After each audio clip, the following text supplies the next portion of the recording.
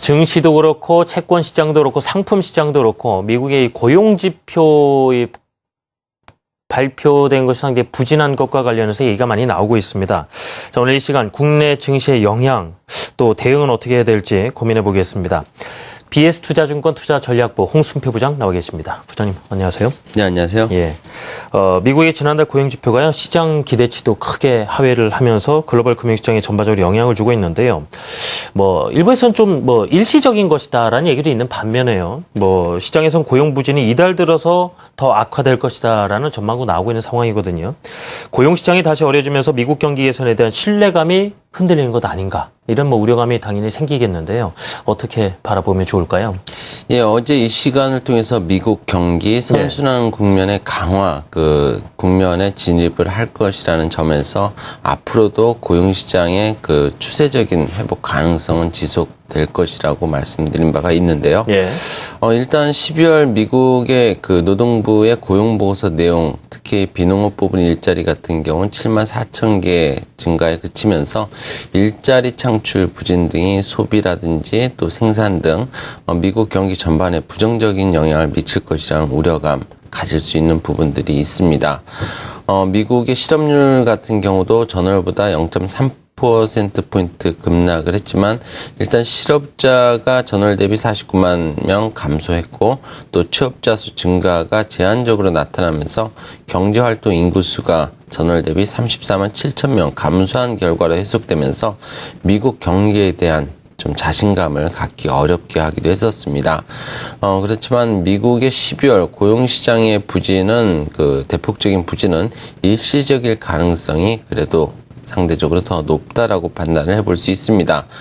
실제로 고용시장에 대해서 선행성을 갖고 있는 ISM 제조업지수 내 고용지수의 경우에는 12월에 56.9포인트를 기록하면서 ISM 제조업지수의 하락과 달리 오히려 전월보다 0.4포인트 상승한 것으로 발표가 되기도 했고요.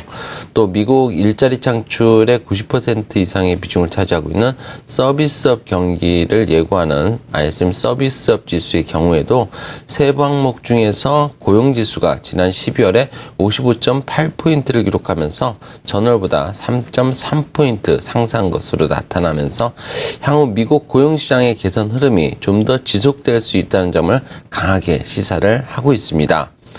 미국 12월 비농업 부분 일자리의 세부 항목을 보더라도 고용지표의 부진은 갑작스럽게 불어닥친 한파의 영향이 크다라는 판단을 해볼 수 있겠는데요.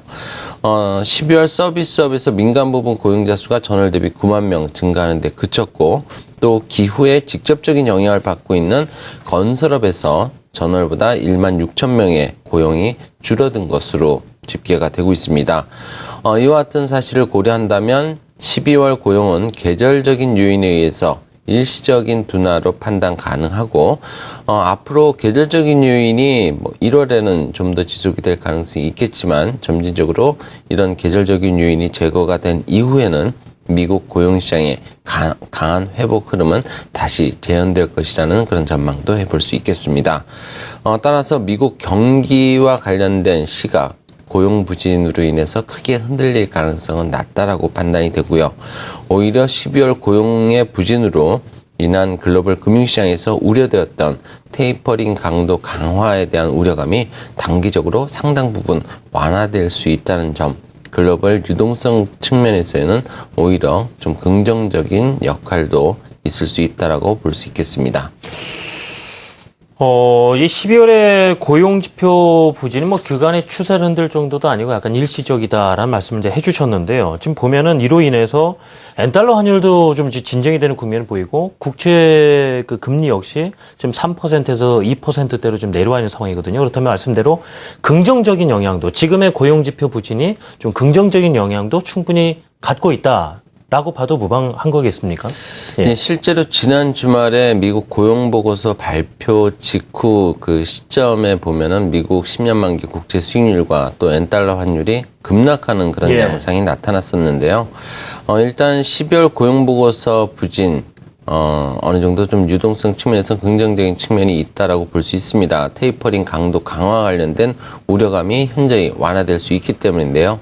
특히 우리나라의 경기와 기업 실적과 관련된 센티멘트에 부정적인 영향을 미쳐왔던 엔화 약세 흐름이 추가적으로 진행되기 어렵게 할 수 있다는 점에서 코스피에 긍정적인 영향을 예상해 볼 수 있겠습니다.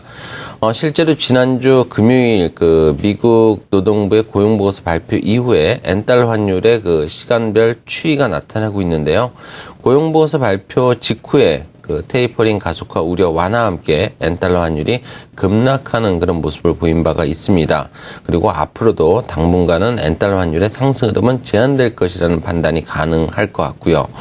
무엇보다도 12월 고용보고서 부진에 따라서 오는 1월 말에 예정된 1월 FOMC 회의에서의 통화정책 관련 우려가 완화될 것으로 예상되기 때문에 경기 개선과 또 테이퍼링 강도 강화 등을 근거로 해서 그동안의 엔달러 환율 상승이 과대했다는 인식이 제고될 것으로 예상이 듭니다. 예.